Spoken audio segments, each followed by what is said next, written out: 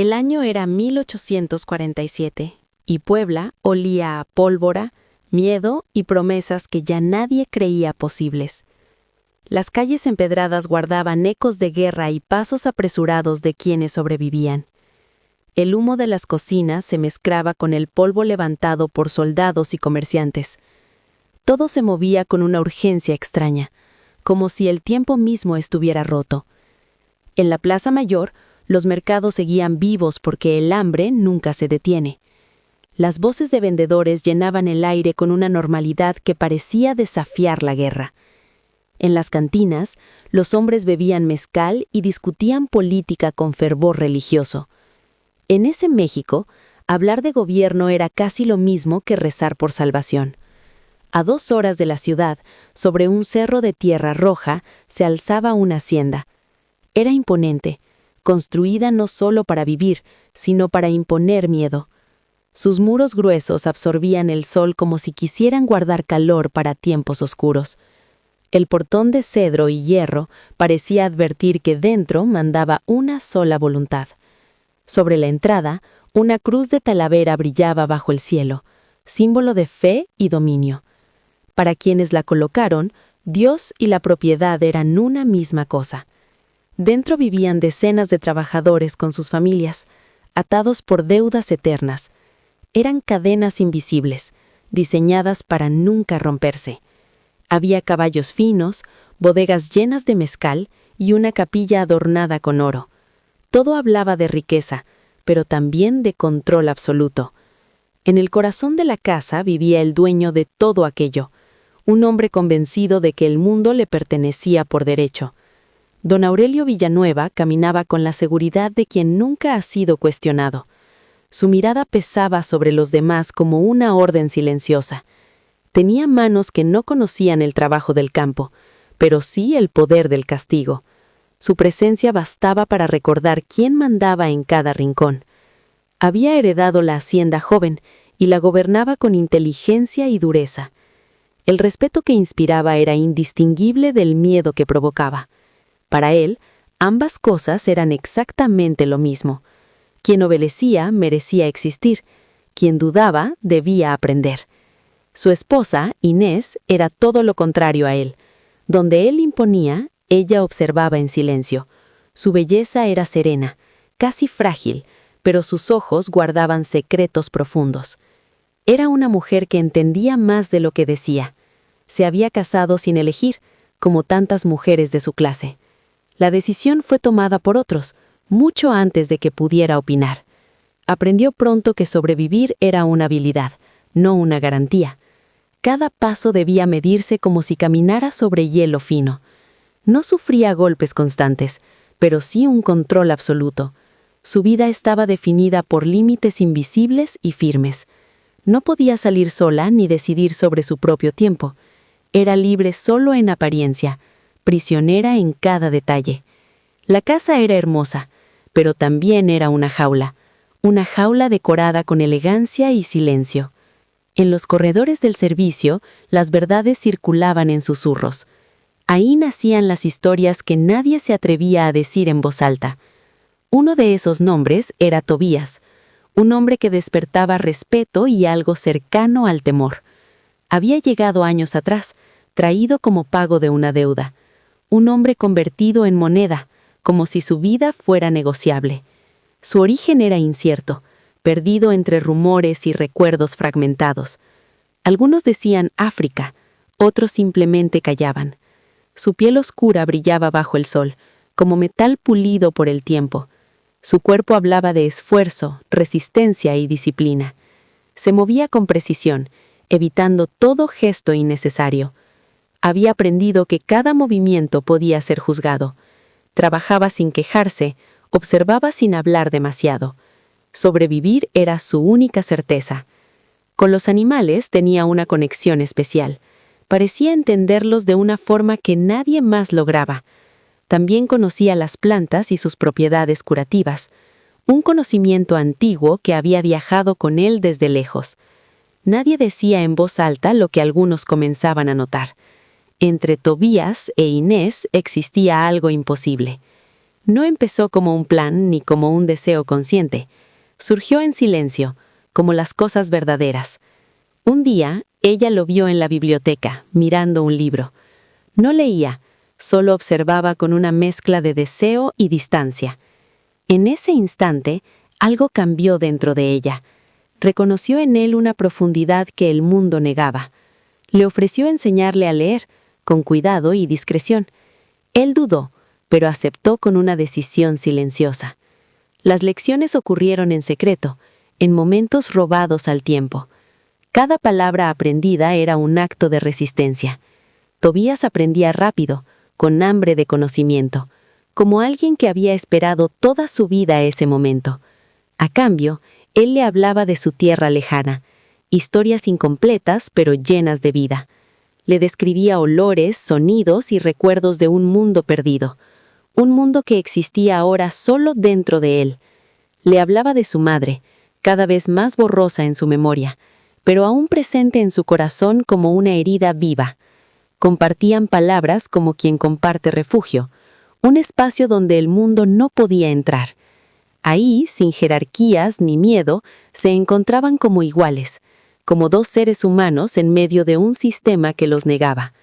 Lo que nació entre ellos no fue impulso ni locura, fue algo más profundo, más peligroso.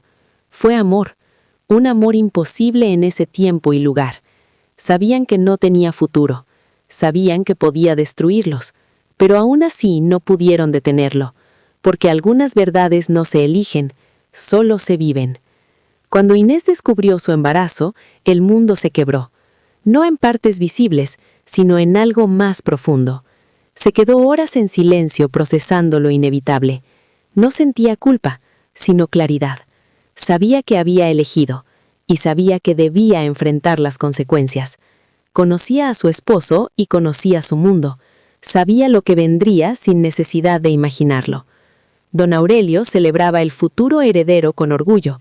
Nunca dudó de su paternidad, no porque tuviera pruebas, sino porque no conseguía otra verdad. Su certeza era absoluta, inquebrantable. Ordenó preparativos y anunció el nacimiento como un triunfo. El niño sería la continuación de su linaje.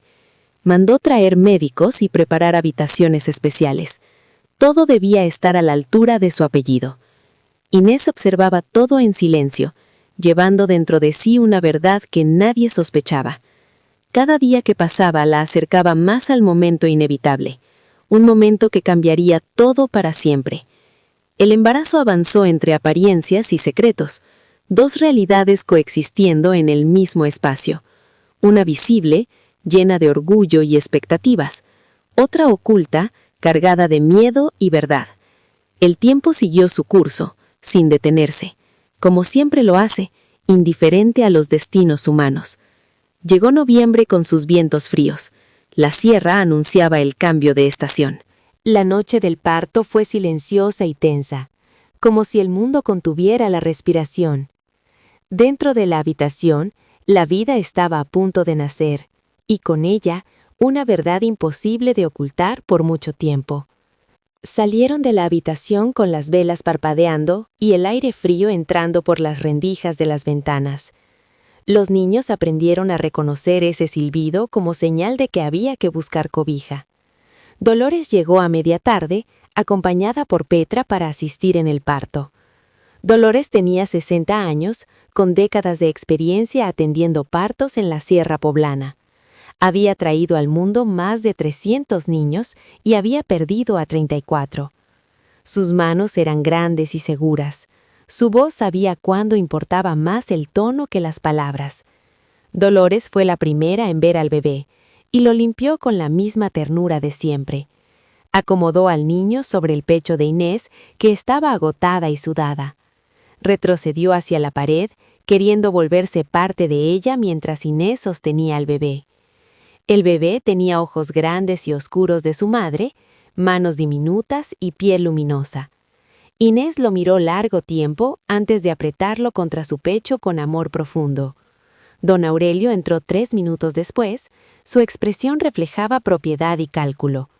El grito que soltó fue primitivo, más visceral que cualquier grito de hombre. Los trabajadores lo escucharon y se miraron entre sí, comunicándose en silencio. Larriáñaga tomó un sorbo de brandy y cerró los ojos mientras el grito llenaba el corredor. Dolores permaneció inmóvil, como piedra contra la pared, con mirada firme. Inés apretó al niño con fuerza, protegiéndolo de cualquier amenaza invisible. Don Aurelio preguntó quién, con voz baja y fría, que parecía más peligrosa que el grito. Inés no respondió. Él permaneció inmóvil unos segundos, evaluando la situación.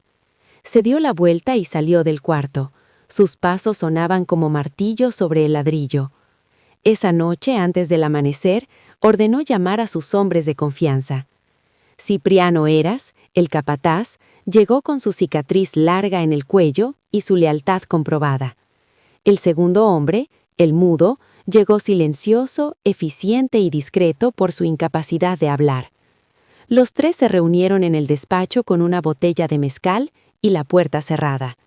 Nadie supo exactamente qué se dijo, pero Tobías desapareció al amanecer. Su cuarto permanecía intacto, con todo en su lugar, excepto él. La ausencia de Tobías fue comprendida por todos sin necesidad de palabras. Sabían que su desaparición era una acción administrada, sin rastro ni testigos. Sobre la repisa quedó una figura pequeña, tallada en madera, de forma humana con brazos abiertos. Algunos la llamaron ídolo pagano. Otros dijeron que era simplemente un objeto de Tobías. Cipriano la recogió y la guardó en su chaqueta, sin darle mayor importancia. Inés supo lo ocurrido al ver la expresión de Dolores por la mañana. Dolores tenía la mezcla de tristeza y ausencia de sorpresa que solo los años producen. Inés no gritó ni lloró. Sostuvo al niño con más fuerza que la noche anterior. Nombró al bebé en secreto, solo para ella, Dolores y la habitación silenciosa. Lo llamó Camilo, por su abuelo materno, un hombre amado que murió cuando ella tenía 12 años. Los días siguientes fueron difíciles, con desafíos constantes en la hacienda. Don Aurelio dejó de hablarle a Inés, salvo lo estrictamente necesario.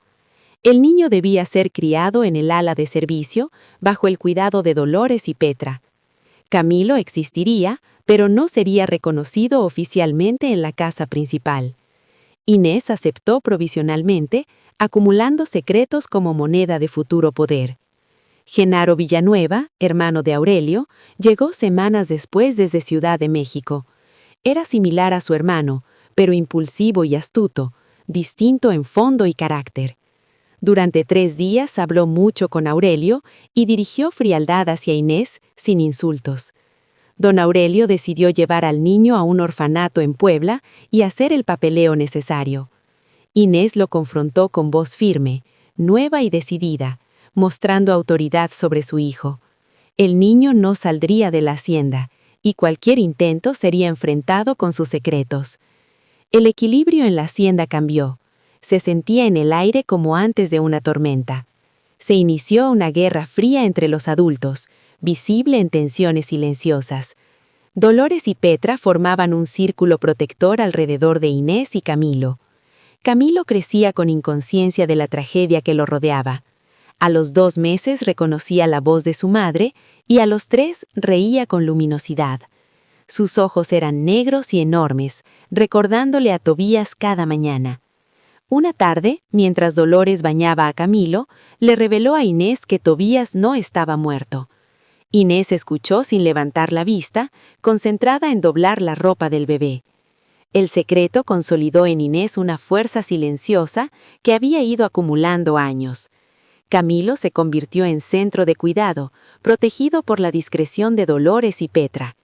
Cada acción cotidiana en la hacienda contribuía a la seguridad del niño. Los trabajadores aprendieron a interpretar tensiones sin nombrarlas, protegiendo la armonía. Don Aurelio mantenía su control, evaluando cada movimiento de Inés y el niño. Inés, sin poder revelarse directamente, acumulaba información como defensa. Cada mirada de Dolores era una lección de prudencia y estrategia silenciosa. Petra aprendía de la experiencia, cultivando su inteligencia práctica en la hacienda. Inés nombró al niño en secreto, fortaleciendo un vínculo que nadie más reconocía. Camilo crecía descubriendo sus manos y pies con asombro puro, independiente del peligro. Sus primeras risas llenaban el aire con un asombro que recordaba la vida más allá del control. Inés aprendió a equilibrar paciencia y vigilancia constante por la seguridad de Camilo. El conocimiento de los secretos de la hacienda daba a Inés poder en silencio. El miedo a la pérdida se mitigaba con su atención constante y amor maternal. Cada acción de los adultos a su alrededor era evaluada por Inés con precisión. El tiempo transcurría en la hacienda entre cuidados silenciosos y estrategias calladas. Inés se convirtió en un nodo de resistencia, aún siendo joven y limitada en recursos. Camilo mostraba resiliencia, absorbiendo cuidados y amor pese a las circunstancias. Dolores enseñaba, Petra aprendía, e Inés tomaba decisiones con inteligencia silenciosa. El mundo de la hacienda se organizaba en torno a un equilibrio delicado y silencioso. Inés sostenía a Camilo, consciente de la importancia de cada acción, cada palabra. El niño seguía creciendo, ignorante de las intrigas, mientras su madre acumulaba poder discreto. Un niño chapoteaba en el agua, mientras Dolores lo sostenía con manos firmes y expertas. Camilo pateaba alegre, salpicando gotas alrededor sin preocuparse por nada.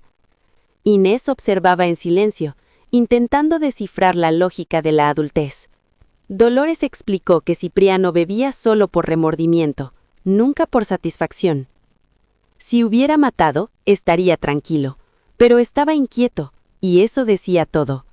El hombre había sido vendido, concluyó Dolores, a algún hacendado lejano. El mudo contratado asustaba, pero no mataba. El cuerpo había desaparecido. Inés puso el camisón sobre la pila, sin tocar otro, con mirada distante. Si está vivo, puede ser encontrado, dijo con firmeza, más para sí que para otros. Dolores no respondió, pero su silencio parecía un asentimiento discreto. La hacienda controlaba cada movimiento de Inés, de manera sutil pero constante. Necesitaba un aliado que pudiera moverse libremente sin levantar sospechas. Ese hombre sería el padre Nemesio, sacerdote de San Andrés Chalchicomula. Cada 2 semanas llegaba a caballo, celebrando misa en la capilla privada. De complexión menuda, de unos 52 años, contrastaba con la solidez de sus convicciones. Sus lentes metálicos siempre se deslizaban, que ajustaba con un gesto automático. Barba desigual y afeitado irregular, priorizaba otras cosas sobre la apariencia. Escuchaba con atención genuina, sin preparar respuestas ni interrumpir. Don Aurelio respetaba al padre Nemesio, quien no pedía favores ni intercedía. Aceptaba el vino, conversaba brevemente y se retiraba sin incomodar. Pero en secreto llevaba 20 años documentando abusos contra trabajadores. Guardaba libretas bajo el piso, con nombres, fechas y testimonios discretos. No sabía para qué serviría ese archivo, solo confiaba en el poder de la verdad. Inés acudió a él en el confesionario, relatando hechos con precisión calculada. No era confesión de pecado, sino exposición de la realidad que la rodeaba. El padre Nemesio escuchó sin interrumpir, mientras el fuego crepitaba suavemente. Cuando terminó, un silencio profundo llenó el espacio, pesado y significativo. ¿Estás seguro de que el hombre sigue vivo?, preguntó el sacerdote finalmente. Inés respondió con honestidad. No estoy segura de nada, pero tengo razones. El padre Nemesio evaluó la petición, considerando consecuencias reales para todos. Inés explicó que su hijo merecía conocer a su padre, y ella la verdad. El sacerdote asintió despacio, comprendiendo la gravedad de la decisión tomada. «Deme tiempo», dijo, «y no haga nada que llame la atención», añadió con calma. Mientras tanto, la vida en la hacienda parecía continuar con normalidad estudiada. Don Aurelio organizaba negocios y reparaba muros agrietados sin sospechar nada. El mundo ordinario persistía incluso cuando lo esencial estaba en pausa. El padre Nemesio comenzó a preguntar discretamente por el paradero del hombre. Usó su red construida en 20 años de trabajo pastoral y confianza. Conocidos, comerciantes, médicos y posaderos compartían información bajo códigos. La información fluía sin preguntas directas, mediante condiciones cuidadosamente creadas. Inés actuó en los frentes que podía controlar, buscando protección legal para Camilo. Necesitaba impedir que su esposo separara al niño y ejecutara su plan. El padre Nemesio le presentó a un joven abogado liberal y coherente con la ley. Don Porfirio Gutiérrez Saavedra tenía 25 años, gafas y movimientos enérgicos. Creía que la ley existía para proteger a los vulnerables, no para servir a poderosos. Don Aurelio lo despreciaba instintivamente, pero no podía cuestionar su habilidad. La primera comunicación ocurrió mediante una carta entregada discretamente por Dolores. Luego hubo una reunión en la sacristía, donde Inés expuso toda la situación. El abogado escuchó con atención, tomando notas rápidas y precisas en su cuaderno. Hizo preguntas puntuales para aclarar detalles que podrían marcar la diferencia. Explicó las 3 aristas del caso: proteger al niño, documentar delitos y explorar separación. Inés preguntó cuánto tiempo tomaría establecer la protección legal inmediata. 1 mes, respondió él, suficiente para construir algo sólido y confiable. Inés aceptó la respuesta con determinación, consciente del tiempo limitado. El padre Nemesio envió notas codificadas, referencias a parroquias y santos. Cada mensaje indicaba ubicaciones, nombres y detalles que solo ellos entendían. Tobías estaba en Veracruz, en Los Tuxtlas, en una hacienda cañera vinculada a don Aurelio.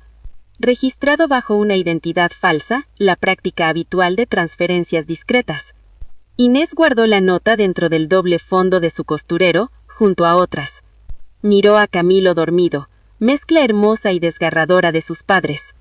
«Ya sé dónde está», murmuró, con voz apenas audible, mientras acariciaba al niño. Ahora había que sacarlo, organizar el viaje y asegurar su reencuentro. La persona elegida para el viaje fue Aurelio Chino, joven de 18 años, hijo de Crescencio y de Refugio, fallecida por tifoidea cuando él tenía 10. Creció con raíces mixtas, africanas e indígenas, en un entorno complejo y poco documentado. El padre Nemesio lo educó durante 6 años, enseñándole a leer y pensar críticamente. Aprendió que las preguntas son más importantes que las respuestas, y la confianza se construye. Desarrolló habilidad para moverse sin ser notado, recopilar información y observar discretamente. El viaje hacia Veracruz comenzó una mañana de marzo, con el calor acercándose al altiplano poblano. Llevaba dinero, documentos prestados y una carta oculta dentro de su bota. La carta estaba cosida con hilo de seda, una puntada tan fina que era imperceptible. Inés había escrito y reescrito el mensaje, buscando las palabras precisas que importaban. Decía que Camilo existía, que su risa era real y que ella lo amaba. El mensaje aseguraba que no estaba solo y que alguien estaba trabajando para traerlo. El trayecto a Los Tuxtlas duró 11 días, enfrentando vegetación densa y clima húmedo. El calor y la humedad contrastaban con la vida tranquila del altiplano poblano. Aurelio Chino avanzaba con cuidado, observando, mezclándose con el paisaje y sus habitantes. Cada paso era un balance entre velocidad y discreción, evitando atraer atención. Recopilaba información, confirmaba detalles y ajustaba su ruta según rumores y señales. Su educación del padre Nemesio lo hacía preciso, paciente y extremadamente observador. Llegó a la hacienda con precaución, evaluando cada guardia y movimiento del lugar. Localizó a Tobías, que estaba vivo, registrado con su identidad falsa habitual. Verificó las condiciones, documentó evidencias y planeó cuidadosamente la extracción del hombre. Todo el proceso se realizaba con máxima discreción, minimizando riesgos para todos. Inés esperaba noticias con ansiedad contenida, observando a Camilo dormir junto a ella. Cada comunicación recibida estaba codificada y debía ser interpretada con cuidado. Aurelio Chino tomó decisiones rápidas, equilibrando seguridad y efectividad en cada acción. Cada encuentro, cada observación, cada palabra tenía consecuencias directas. Finalmente, con todo coordinado, comenzó el regreso con Tobías asegurado y protegido. El camino de regreso sería tan delicado y estratégico como el viaje de ida. Regresaban por senderos ocultos, evitando caminos principales y lugares concurridos. El calor y la humedad les exigían pausas estratégicas para descansar e hidratarse. Aurelio Chino caminaba delante, evaluando cada sonido y cada sombra en la selva. Tobías seguía, alerta, pero confiando en la experiencia del joven que lo guiaba. La vegetación era tan densa que a veces se perdían de vista entre arbustos. Cada pausa era oportunidad para revisar la ruta y asegurarse de no ser vistos. El río cercano ofrecía agua y escondite temporal, ideal para ocultarse de curiosos. Aurelio aprovechaba para documentar condiciones y planear el siguiente tramo. El clima cambió de repente, con lluvias intermitentes que dificultaban el avance, pero la preparación del viaje incluía capas resistentes y provisiones adecuadas. Cada noche descansaban en claros discretos, manteniendo vigilancia mientras dormían. Aurelio Chino no permitía que Tobías se expusiera a ningún peligro innecesario. Durante el camino, evitaban aldeas para no levantar sospechas sobre el hombre desaparecido. Aurelio utilizaba contactos del padre Nemesio para confirmar caminos seguros. Los senderos eran traicioneros, con raíces, lodo y animales que cruzaban el camino. El joven avanzaba con equilibrio, midiendo cada paso para no alertar a nadie. La carta de Inés permanecía oculta en su bota, un recordatorio silencioso de la misión. Cada palabra escrita había sido cuidadosamente elegida para transmitir esperanza y amor. Aurelio recordaba las enseñanzas del sacerdote sobre discreción y paciencia extrema. Cada decisión dependía de información precisa y movimientos calculados. El calor de mediodía se mezclaba con mosquitos y sonidos de aves exóticas. El sudor empapaba la ropa, pero no disminuía la concentración del joven. Tobías observaba, aprendiendo del comportamiento silencioso y meticuloso de Aurelio. Comprendía que su propia seguridad dependía de seguir instrucciones con precisión. Los días de viaje parecían eternos, pero la certeza de que él estaba vivo motivaba a ambos. Cada paso los acercaba a Puebla y a la posibilidad de un reencuentro esperado. Al caer la tarde, se detenían para preparar comida ligera y descansar músculos cansados. Aurelio aprovechaba para registrar observaciones, mientras Tobías apenas hablaba. La noche traía sonidos de la selva que los mantenían alertas y cautelosos. Luces lejanas de fogatas eran evitadas cuidadosamente, tomando rutas alternativas. Un contacto del padre Nemesio les indicó un camino seguro hacia Veracruz. La información era precisa, pero requería interpretación y juicio cuidadoso. Aurelio ajustaba la ruta con mapas improvisados y memorias de topografía local. Cada error podía significar retrasos o exposición a personas peligrosas. El segundo día, la humedad se intensificó, pegando la ropa al cuerpo. El joven mantenía la calma, consciente de que la paciencia era crucial. Tobías se sentía más seguro con cada paso, confiando plenamente en Aurelio. Aprendía también a leer el entorno, a anticipar movimientos y riesgos. Se encontraron con un pequeño puente de madera, peligroso pero necesario. Aurelio inspeccionó la estructura antes de permitir que cruzaran con cuidado.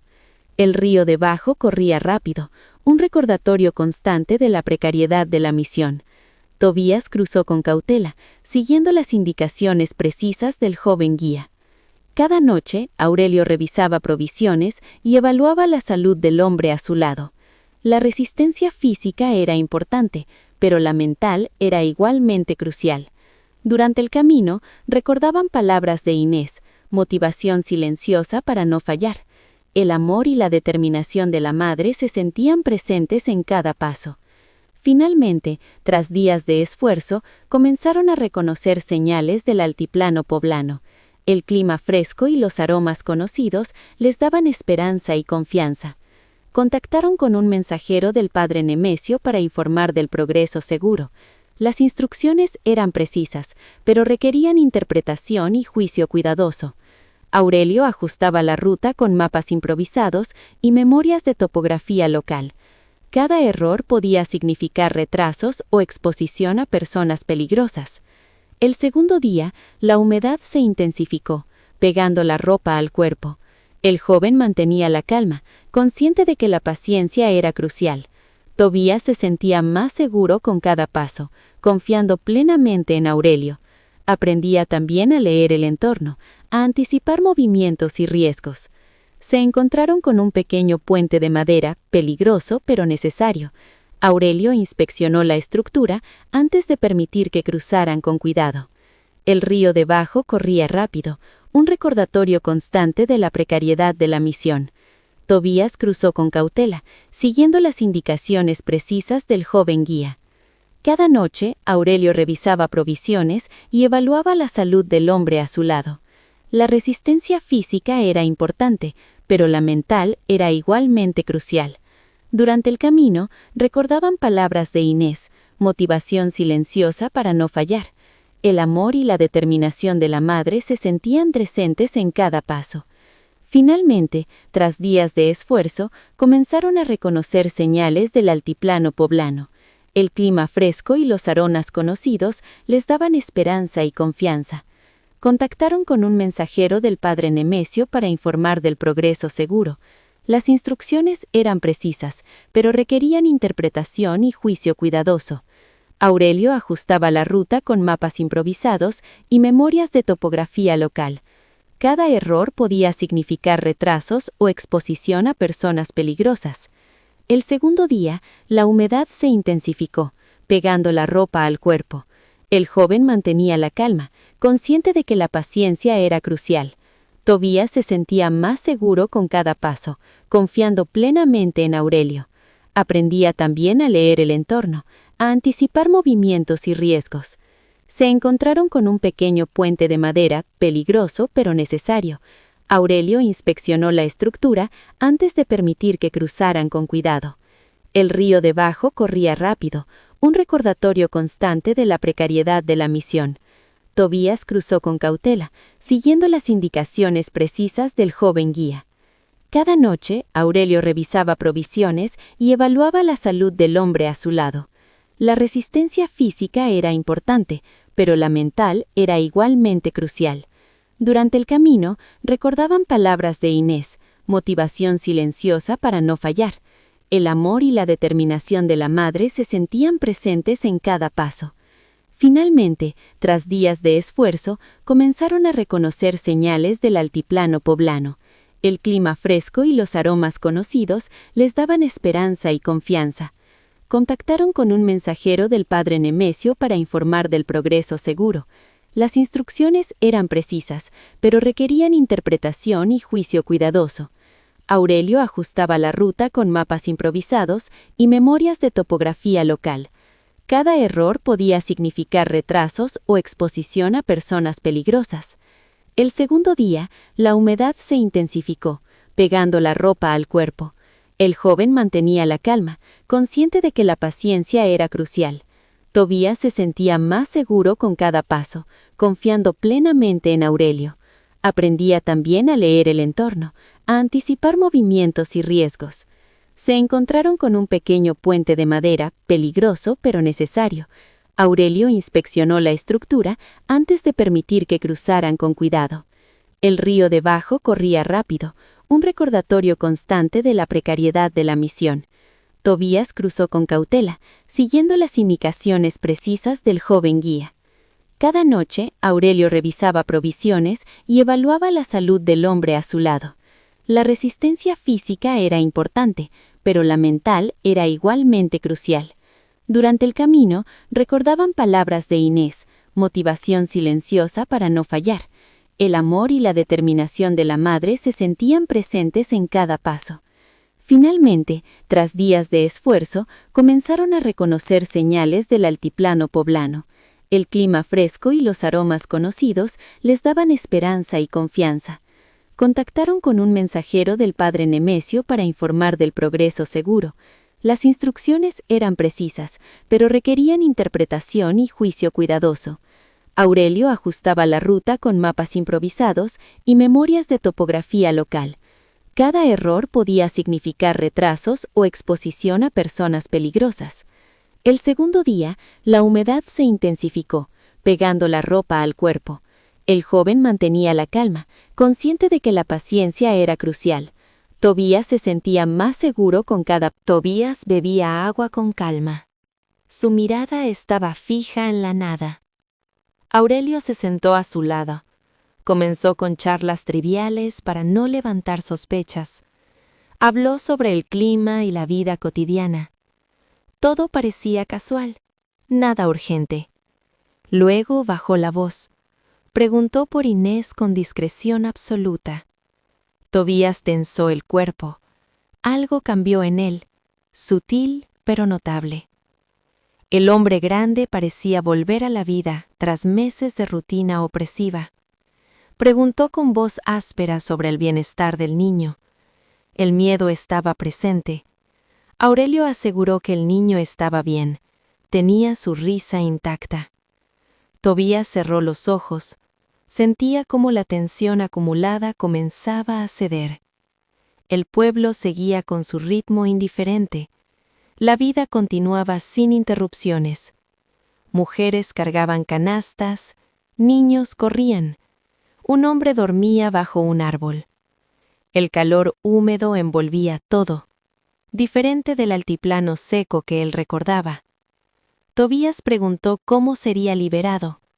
Aurelio explicó que el proceso sería legal. Había un abogado en Puebla preparado para actuar. Su plan era meticuloso.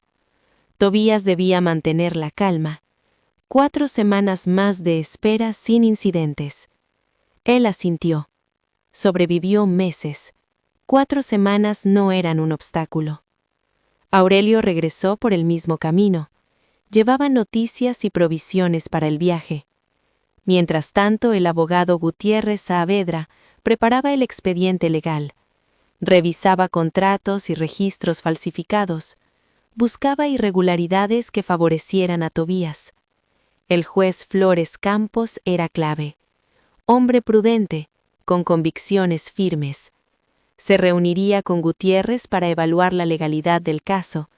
La precisión era vital. Cada documento fue presentado sin mencionar a Inés ni a Camilo. Solo hechos legales. El juez lo escuchó en silencio.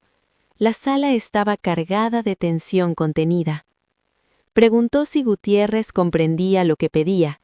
La respuesta fue firme. La ley debía aplicarse correctamente. Nada más, nada menos. Mientras el proceso avanzaba, surgieron obstáculos, recursos dilatorios del contrario. Gutiérrez respondía con rapidez sorprendente. Su juventud le daba ventaja sobre la experiencia. En la hacienda Villanueva, un movimiento inesperado aceleró los tiempos. El varón contrató un abogado para anular el matrimonio. La amenaza era real.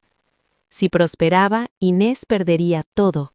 El niño quedaría vulnerable. Petra escuchó y llevó la información a Dolores. Inés recibió el aviso cuidadosamente.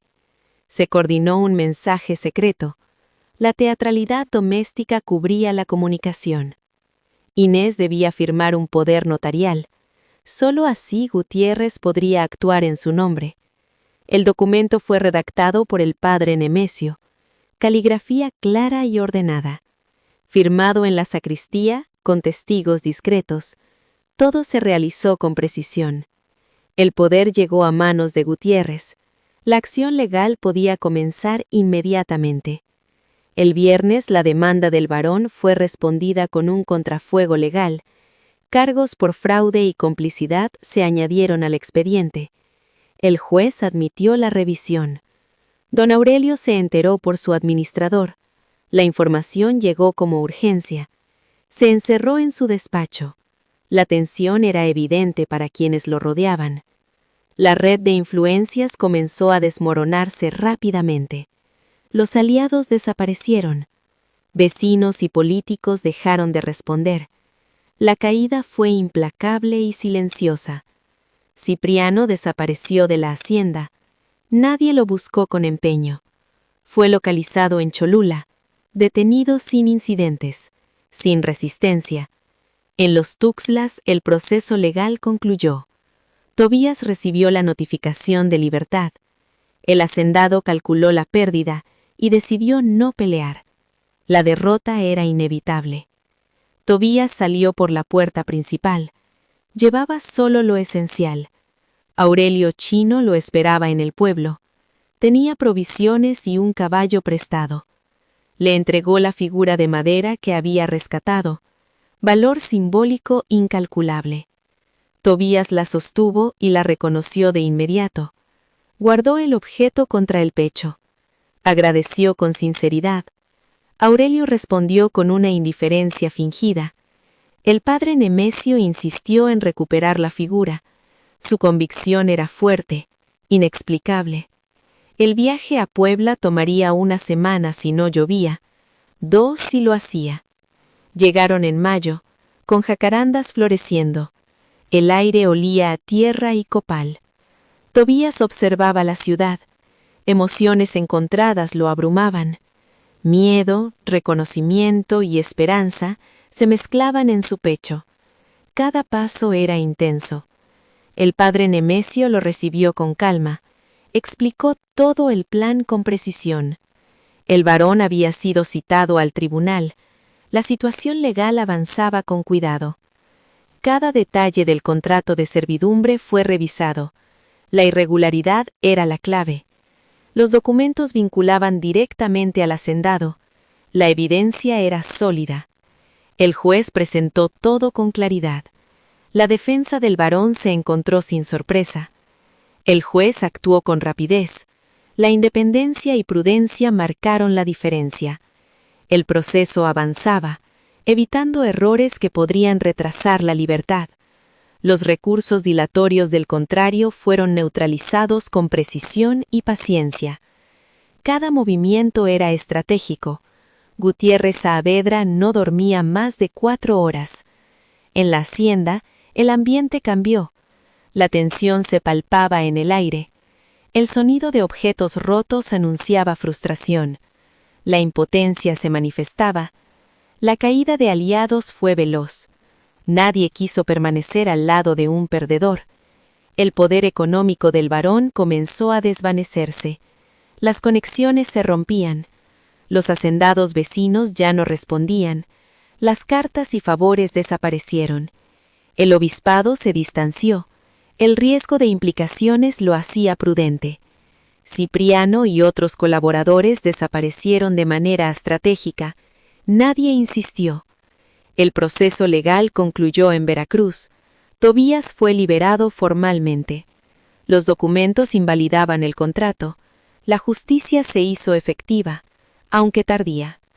Aurelio Chino acompañó a Tobías en el camino de regreso. Seguridad y compañía. Le entregó alimentos y provisiones para el viaje. La ruta requería preparación. La figura de madera permaneció en sus manos, símbolo de protección y recuerdo. El padre Nemesio había guiado cada paso con firmeza y discreción. Tobías la sostuvo con gratitud. La experiencia lo había cambiado profundamente. Llegaron a Puebla. Las flores y la tierra mojada daban un aire de renovación. El reconocimiento del lugar nuevo lo desbordó de emociones. Había esperanza. Temor y expectativa se mezclaban. Cada paso dentro de la ciudad era significativo. El plan estaba en marcha. Cada detalle legal y estratégico se alineaba. El varón enfrentaba un contrafuego que no había anticipado.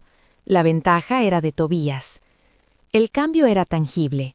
La libertad estaba al alcance, concreta y formal.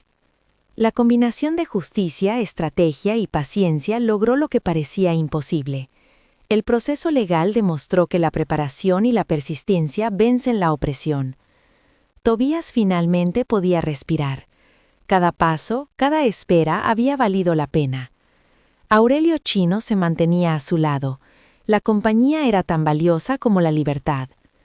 El viaje había transformado tanto al liberador como al liberado. La experiencia era compartida. La justicia tardó, pero llegó. El esfuerzo colectivo y la estrategia fueron claves. La historia de Tobías se convertiría en memoria del valor y la resiliencia. Esperó. Aprendió a esperar como pocos saben, con paciencia activa, no resignación. Se alojó en la parroquia, durmió junto a la sacristía ayudando al padre Nemesio. Por las noches conversaba con Aurelio Chino, compartiendo lo que no pudieron decir en el camino. El tiempo de espera era un aprendizaje en silencio, donde cada palabra se medía y se guardaba. Don Aurelio Villanueva fue arrestado el 14 de mayo de 1848, 20 años después del inicio de la hacienda. 4 alguaciles llegaron con documentos legales desde Puebla, firmes y sin vacilar. El sol apenas calentaba los campos de maguey cuando se presentó la citación. Don Aurelio leyó los papeles con la mezcla de furia, miedo e incredulidad en el rostro. Preguntó si podía recoger sus pertenencias, y le permitieron hacerlo. Tomó 20 minutos y luego salió al corredor principal, sin mirar atrás. Inés estaba allí, con Camilo en brazos, observando el mundo con ojos enormes. Sus miradas se cruzaron sobre la cabeza del niño, cargadas de todo lo no dicho. El varón guardó silencio, bajó la vista y salió entre los alguaciles. Los trabajadores observaron la escena sin hablar, reconociendo el momento sin palabras. Inés sintió alivio y tristeza mezclados, pensando en lo que aquel hombre podría haber sido. Sobre todo sintió el peso cálido de Camilo en brazos, su risa llenando el corredor. «Ya pasó», le susurró al niño. Camilo rió, inconsciente del mundo alrededor. Era un instante de presente absoluto, libre de pasado y futuro. Una semana después, Tobías llegó a la hacienda con el padre Nemesio y Aurelio Chino. La luz dorada del altiplano bañaba el camino mientras se acercaban a pie. Inés los vio desde el corredor, inmóvil, dudando si lo que veía era real. Tobías también se detuvo, reconociendo el peso de meses de separación y búsqueda. Caminó hacia ella con pasos seguros, cada paso un regreso a lo que parecía perdido. Frente a ella, miró el niño dormido con atención absoluta, aprendiendo cada detalle de su rostro. Sus ojos capturaron emociones sin nombre, las de quienes recuperan algo perdido. Levantó la vista hacia Inés, que sostenía la mirada, entera después de tantas lágrimas. «Se llama Camilo», dijo ella suavemente, liberando meses de silencio guardado. Tobías asintió y sacó de su ropa la figura de madera, viajera de océanos y vidas. La sostuvo en la palma de su mano, contemplando su viaje silencioso y resistente. La colocó cuidadosamente en la mano del niño, que la cerró entre sus dedos con instinto. El padre Nemesio limpiaba sus lentes mientras observaba, intentando disimular la emoción. Aurelio Chino miró hacia otro lado, reconociendo la magnitud del instante. «¿Qué significa?», preguntó Inés, señalando la figura en manos de su hijo. «En mi lengua dice, los que vuelven a encontrarse», respondió Tobías con voz suave. Inés tocó la mano de Tobías, sin palabras, comunicando todo a través del contacto. A veces el silencio dice más que cualquier palabra que uno pueda articular. Lo que vino después fue un proceso legal largo y complicado para la hacienda. Parte de los bienes se confiscó, lo restante quedó bajo administración segura para Inés y Camilo. Don Aurelio fue condenado a 5 años, reducidos parcialmente por apelaciones. Nunca regresó a la hacienda, muriendo años después en Ciudad de México, acogido por su hermano. Cipriano desapareció sin rastros, con rumores de Guadalajara y Texas. Los trabajadores fueron liberados gradualmente, revisando contratos y deudas antiguas. Crescencio sostuvo sus documentos de libertad con emoción, un momento imborrable. Tobías aprendió a navegar el mundo libre con la misma inteligencia práctica que el cautiverio. Aprendió los nombres de los árboles, reclamándolos con su palabra y presencia. Completó la lectura, escritura, matemáticas y contabilidad, guiado por Gutiérrez Saavedra. Enseñó a Inés palabras de su lengua original, conectando pasado y presente. Nombraron animales y estaciones que no existían en México, expandiendo su mundo. Camilo creció entre dos mundos, curioso, alegre y observador, tratado como pensante. Dormía con la figura de madera en la mano, recordando siempre dónde estaba. Dolores permaneció en la hacienda, comadrona y memoria viva de décadas de historia. Petra se casó, tuvo hijos y recordó los años de la hacienda con afecto extraño. Aurelio Chino estudió en Puebla, convirtiéndose en maestro con orgullo y esfuerzo. El padre Nemesio murió 10 años después, dejando sus libretas bajo el piso de la sacristía. Gutiérrez Saavedra se volvió el abogado más respetado de Puebla, valorando los casos difíciles. Sus visitas a la hacienda se convirtieron en amistades forjadas por riesgos compartidos. Años después, Camilo escuchó la historia completa de sus padres, sin omitir nada. Conoció el miedo, la búsqueda, la biblioteca robada, la figura de madera y la verdad del pasado. La narrativa incluyó los tuxtlas, el calor, la carta cosida y el significado profundo de cada acto. Camilo absorbió todo con atención, siguiendo la historia de ambos padres como suya. Cuando preguntó, Inés y Tobías compartieron miradas, comunicando sin palabras lo vivido. La comprensión silente entre ellos era fruto de años de experiencias compartidas. «Tú ibas a existir», dijo Tobías, señalando que todo el esfuerzo tenía un propósito. El viento de la sierra descendió, honesto, frío y auténtico como siempre. Los tres se sentaron en el corredor, donde la cruz de Talavera ya no colgaba. La figura de madera permaneció en las manos de Camilo, testigo de todo lo importante. Los brazos abiertos de la figura expresaban posibilidad y reencuentro más allá de obstáculos. El mensaje era claro: el amor y la voluntad pueden superar cualquier separación. Años después, Camilo contaría la historia a sus hijos con exactitud y fidelidad. La figura de madera seguiría siendo el símbolo que conectaba generaciones y memorias. Cada hijo sostendría la figura, sin entender todavía el peso de lo que cargan. Las historias no terminan, se pasan como luz en la oscuridad, para iluminar parcialmente. Cada escena de vida, separación, pérdida y reencuentro, quedó registrada en recuerdos y objetos. El amor y la persistencia construyeron un espacio seguro y lleno de aprendizaje para Camilo.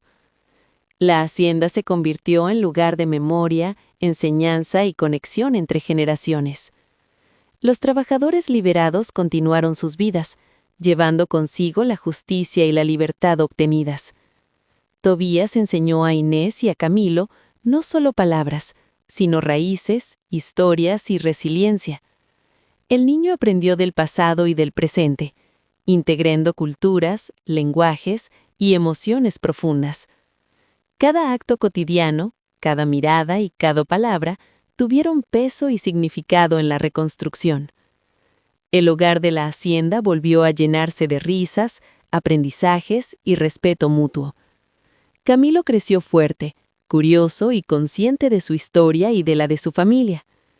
Tobías e Inés, juntos, consolidaron un mundo donde la memoria y la esperanza coexistían. Los días pasaban entre aprendizaje, cuidado y recuerdos compartidos, construyendo normalidad. El tiempo no borró los eventos, pero permitió que el amor y la paciencia curaran heridas. Cada noche la figura de madera recordaba a Camilo la conexión con su historia ancestral. El objeto se volvió puente entre continentes, generaciones y experiencias vividas. El viento de la sierra, el sol dorado y la tierra ocre se convirtieron en testigos silenciosos. Cada rincón de la hacienda estaba impregnado de historias, enseñanzas y momentos de amor. Inés y Tobías continuaron reconstruyendo la hacienda, la familia y la vida con paciencia. El equilibrio entre justicia, aprendizaje y cuidado se volvió la nueva normalidad. El pasado permanecía, pero ya no gobernaba el presente, solo servía como guía.